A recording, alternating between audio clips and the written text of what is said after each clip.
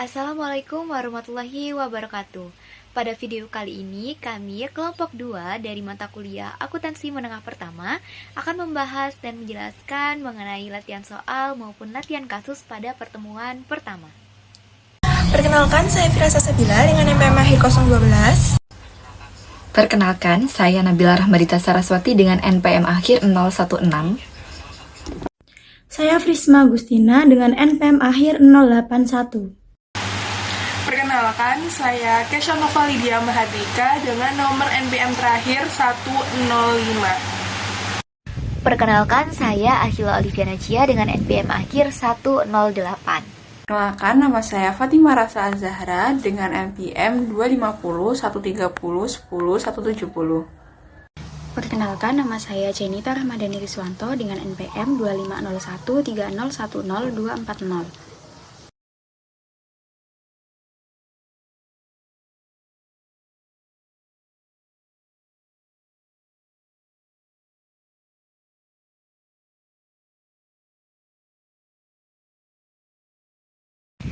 Nah, dari latihan soal CA1.12 ini, soal yang A yaitu apa yang tampaknya menjadi isu etika dalam kasus ini. Isu etika utama dalam kasus ini adalah tekanan yang melakukan manipulasi laporan keuangan melalui pencatatan jurnal yang tidak memiliki dasar akuntansi yang jelas. Ada beberapa poin etis yang bermasalah dari kasus tersebut. Yang pertama yaitu pencatatan jurnal tanpa justifikasi akuntansi. Schott Silvan meminta pencatatan jurnal penyesuaian tingkat tinggi tanpa memberikan dasar akuntansi yang valid. Nah, tentunya ini melanggar prinsip kejujuran, objektivitas, dan integritas dalam pelaporan keuangan. Kemudian yang kedua yaitu tekanan dari atasan atau management pressure. Nah, Trey Narmon merasa takut dan khawatir akan konsekuensi hukum, tetapi tetap berada dalam situasi yang menekan karena diminta untuk tidak meloncat dari pesawat. Ini menunjukkan adanya coercion atau tekanan tidak langsung agar karyawan mengikuti perintah yang meragukan tersebut. Kemudian, yang ketiga yaitu rasionalisasi tindakan yang salah. Sulvan mengatakan bahwa jika terjadi kesalahan, dialah yang akan masuk penjara. Ini merupakan bentuk moral dan rasionalisasi untuk membuat bawahan merasa aman melakukan tindakan yang sebenarnya itu salah. Yang keempat yaitu tidak adanya proses verifikasi atau analisis.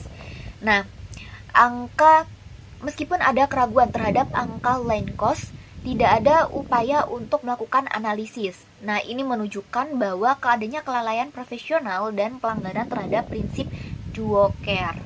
Nah, yang terakhir atau yang kelima yaitu potensi misstatement laporan keuangan. Jika jurnal tersebut memang tidak benar, maka laporan keuangan menjadi tidak handal dan menyesatkan bagi investor serta kreditur. Jadi, isu etika utamanya adalah konflik antara kepatuhan pada atasan versus tanggung jawab profesional untuk menyajikan laporan keuangan yang jujur dan akurat. Yang B, apakah Troy Norman bertindak tidak pantas atau tidak bermoral? Nah, secara moral, Troy ini tidak berniat melakukan kecurangan dan menunjukkan kesadaran etikanya. Namun, secara profesional, ia kurang tegas dalam menolak atau melaporkan praktik yang salah, sehingga tindakan bisa dianggap tidak cukup memenuhi tanggung jawab etika profesi. Nah, di sini Troy Norman bertindak secara etis atau secara moral, yaitu dia menyadari adanya masalah dan menyatakan bahwa jurnal tersebut itu tidak benar. Dia mengungkapkan juga rasa ketakutannya dan menolak secara moral untuk masuk penjara demi perusahaan. Dan dia memilih kesadaran etika dan profesional bahwa tindakan tersebut berpotensi salah. Tapi di sisi lain, Troy Norman juga memiliki tindakan yang tidak profesional, yaitu dia tetap berada dalam sistem dan tidak mengambil langkah lebih lanjut. Dan ia meragukan penilaian sendiri setelah dibujuk yang menunjukkan adanya kompromi terhadap independensi profesional. Jadi, apakah Troy Norman bertindak tidak pantas atau tidak bermoral? Nah, di sini Troy Norman sebenarnya tidak berniat untuk melakukan kecurangan, tetapi dia juga tidak memiliki tindakan yang tegas dalam mengatasi kasus ini. Sebelum menjawab pertanyaan selanjutnya, menurut saya kasus yang terjadi di perusahaan WorldCom ini menunjukkan bahwa dalam dunia akuntansi seringkali ada tekanan dari atasan yang dapat mempengaruhi keputusan seseorang dalam pelaporan keuangan. Dari kesaksian oleh Troy Norman, terlihat bahwa ia sebenarnya juga telah menyadari ada sesuatu yang tidak sesuai, tetapi ia berada dalam situasi yang cukup sulit karena harus berhadapan langsung dengan manajemen perusahaan. Baik, saya akan menjawab pertanyaan dari CA112 LO4 atau tekanan dalam pelaporan keuangan. Soal C yaitu apa yang akan Anda lakukan jika Anda adalah Troy Norman. Jika saya berada di posisi itu, saya akan mencoba melihat situasinya secara hati-hati terlebih dahulu. Dari cerita yang ada, sebenarnya Troy sudah menunjukkan bahwa ia merasa ragu terhadap jurnal yang diminta untuk dicatat. Menurut saya, keraguan itu penting karena dalam profesi akuntansi kita harus memastikan bahwa setiap angka yang dilaporkan benar dan dapat dipertanggungjawabkan. Langkah pertama yang akan saya lakukan adalah meminta penjelasan yang lebih jelas mengenai dasar pencatatan jurnal tersebut. Dalam akuntansi, seharusnya ada alasan dan bukti yang mendukung setiap penyesuaian yang dilakukan. Jika ternyata tidak ada penjelasan yang kuat atau tidak ada analisis yang dilakukan, maka hal itu sudah menjadi tanda bahwa ada kemungkinan terjadi kesalahan atau bahkan manipulasi. Selain itu, saya juga akan mempertimbangkan untuk menyampaikan kekhawatiran tersebut kepada pihak lain yang memiliki peran pengawasan, seperti auditor internal atau komite audit perusahaan. Hal ini cukup penting karena masalah pelaporan keuangan tidak hanya berdampak pada individu, tetapi juga pada perusahaan dan banyak pihak lainnya. Namun, jika tekanan dari atasan tetap ada dan saya masih diminta melakukan sesuatu yang menurut saya tidak benar, kemungkinan besar saya akan memilih untuk tidak melanjutkan keterlibatan dalam proses tersebut. Bahkan, jika saya diperlukan, saya akan mempertimbangkan untuk mengundurkan diri. Bagi saya, menjaga integritas dan etika profesi jauh lebih penting daripada mempertahankan pekerjaan, tetapi harus melakukan hal yang beresiko melanggar aturan. Soal selanjutnya yaitu poin D, siapa saja pemangku kepentingan utama dalam kasus ini? Dalam kasus ini sebenarnya ada banyak pihak yang terdampak oleh keputusan yang diambil dalam pelaporan perusahaan.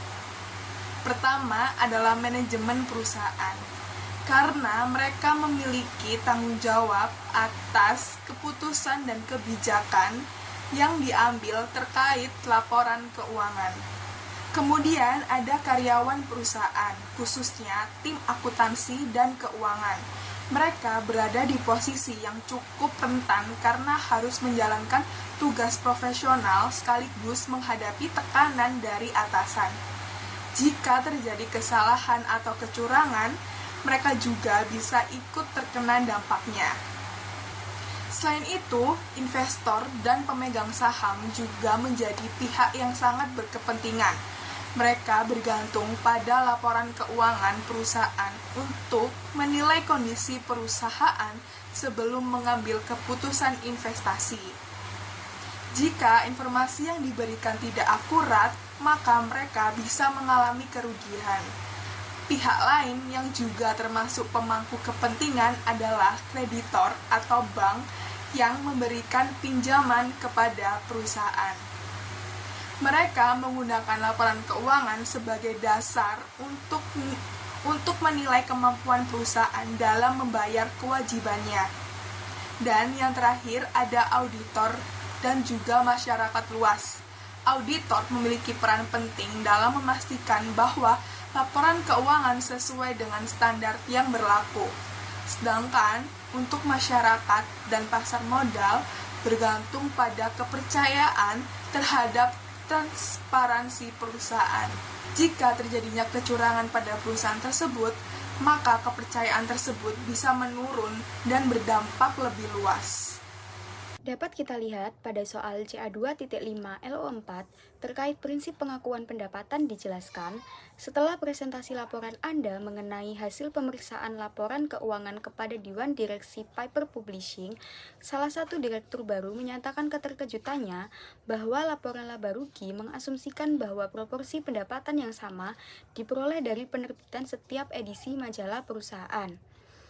Ia berpendapat bahwa peristiwa krusial dalam proses pengakuan pendapatan dalam bisnis majalah adalah saat penerimaan kas dari penjualan langganan. Ia mengatakan bahwa ia tidak memahami mengapa sebagian besar pendapatan tidak dapat diakui pada periode saat penjualan terjadi. Bahaslah kelayakan atau ketepatan waktu pengakuan pendapatan dalam pembukuan Piper Publishing terkait dengan hal-hal berikut. Oke, baik. Jadi di sini saya akan menjelaskan mengenai soal 2.5 tentang prinsip pengakuan pendapatan. Nah, jadi di bagian A itu ada penjualan tunai atas langganan majalah. Nah, pendapatan itu tidak bisa langsung diakui pada saat perusahaan menerima uang dari penjualan langganan majalah. Walaupun kas sebenarnya sudah diterima, namun perusahaan itu sebenarnya masih belum melakukan kewajibannya secara penuh. Karena majalah itu akan dikirimkan secara bertahap setiap bulannya. Nah, jadi uang yang diterima di awal itu sebaiknya dicatat di pendapatan diterima di muka, karena perusahaan itu masih punya kewajiban untuk menerbitkan dan mengirim majalah tersebut ke pelanggan. Nah, kemudian yang B, itu ada penerbitan majalah setiap bulan. Nah, kalau dilihat dari penerbitan majalah setiap bulannya, justru disitulah pendapatan itu lebih tepat untuk diakui. Karena setiap kali satu edisi majalah diterbitkan dan dikirimkan kepada pelanggan, berarti perusahaan itu sudah melakukan sebagian kewajibannya. Nah, maka dari itu, pendapatan itu sebaiknya diakui secara bertahap sesuai jumlah yang sudah diterbitkan. Pada bagian C, dengan mengakui sebagian pendapatan saat penjualan tunai langganan dan sebagian lagi saat penerbitan majalah setiap bulan. Berdasarkan prinsip revenue recognition, pendapatan diakui ketika perusahaan telah memenuhi performance obligation atau kewajiban yang timbul dari kontrak dengan pelanggan. Artinya, pengakuan pendapatan tidak didasarkan pada kapan kas diterima, tapi pada saat kapan kewajiban tersebut dipenuhi. Dalam kasus Paper Publishing, kontraknya adalah langganan majalah, dan kewajiban perusahaan adalah menyediakan atau mengirimkan majalah sesuai periode langganan. Kewajiban ini tidak dipenuhi sekaligus pada saat kas diterima, tapi dipenuhi secara bertahap setiap kali majalah diterbitkan dan dikirim kepada pelanggan. Nah, karena performance obligation-nya dipenuhi secara bertahap, maka pendapatan juga seharusnya diakui secara bertahap, seiring dengan penerbitan setiap edisi. Dengan demikian, pendekatan yang mengakui sebagian pendapatan saat kas diterima dan sebagian saat penerbitan majalah tidak sepenuhnya sejalan dengan prinsip revenue recognition, kecuali jika memang ada bagian kewajiban yang sudah dipenuhi pada saat kas diterima. Namun, dalam konteks langganan majalah ini, kewajiban utama adalah pengiriman majalah secara berkala. Oleh karena itu, pengakuan pendapatan yang paling tepat adalah setiap kali majalah diterbitkan, karena pada saat itulah performance obligation-nya terpenuhi.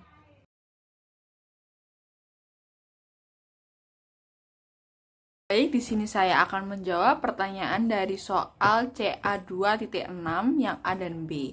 Nah, untuk yang A, dengan soal jelaskan alasan rasional pengakuan biaya sebagai beban pada saat produk dijual. Alasan pengakuan biaya sebagai beban pada saat produk dijual itu biaya diakui sebagai beban pada saat produk dijual karena mengikuti prinsip pencocokan atau matching principle dalam akuntansi. Prinsip ini menyatakan bahwa beban harus diakui pada periode yang sama dengan pendapatan yang dihasilkannya. Ketika suatu produk dijual, perusahaan memperoleh pendapatan, maka biaya yang dikeluarkan untuk menghasilkan produk tersebut seperti biaya bahan baku, tenaga kerja, dan overhead harus diakui sebagai beban pada periode yang sama agar laba yang dilaporkan mencerminkan kondisi yang sebenarnya. Jika biaya tidak diakui pada saat produk dijual, maka laba bisa menjadi terlalu besar atau terlalu kecil sehingga tidak menunjukkan kinerja perusahaan secara wajar. Jadi, saya akan menjawab pertanyaan yang B dengan soal apa alasan yang mendasari ketepatan memperlakukan biaya sebagai beban dalam suatu periode tertentu daripada mengakuinya sebagai aset. Jelaskan. Alasan biaya diakui sebagai beban periode bukan sebagai aset. Suatu biaya diakui sebagai beban dalam periode berjalan apabila biaya tersebut tidak lagi memberikan manfaat ekonomi di masa depan. Dalam akuntansi, suatu pengeluaran hanya dapat diakui sebagai aset jika masih memiliki manfaat ekonomi di periode mendatang. Jika manfaatnya sudah habis atau tidak dapat diukur secara andal untuk periode berikutnya, maka biaya tersebut harus langsung dibebankan pada periode terjadinya. Contohnya seperti biaya listrik, biaya administrasi, atau biaya pemasaran.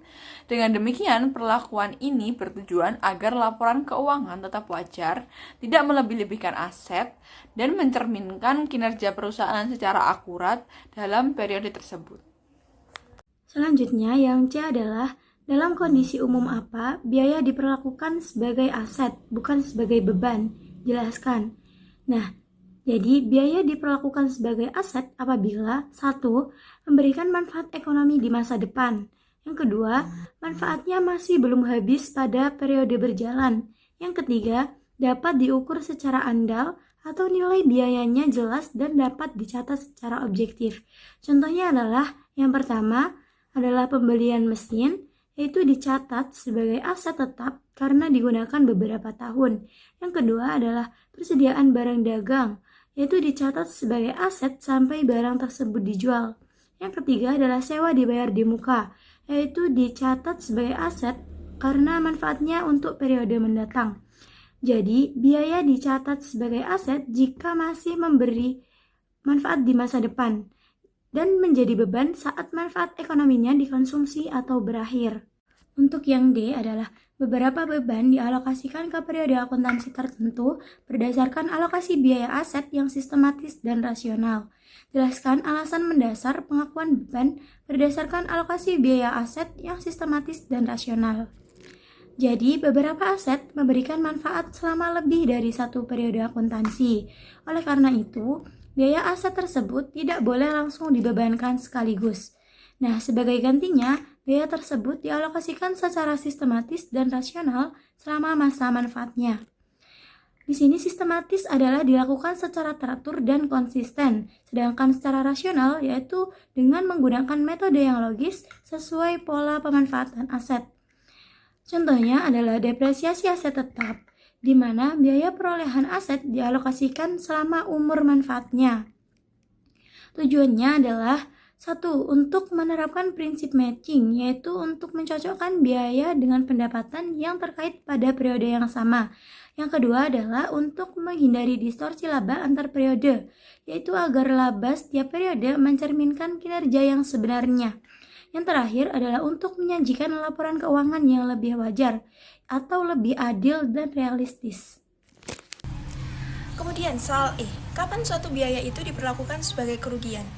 Biaya itu dapat diperlakukan sebagai kerugian apabila yang pertama tidak lagi memberikan manfaat ekonomi di masa yang depan, kedua tidak berkaitan langsung dengan kegiatan operasional utama perusahaan, dan yang ketiga biasanya terjadi karena peristiwa yang tidak normal atau tidak terduga.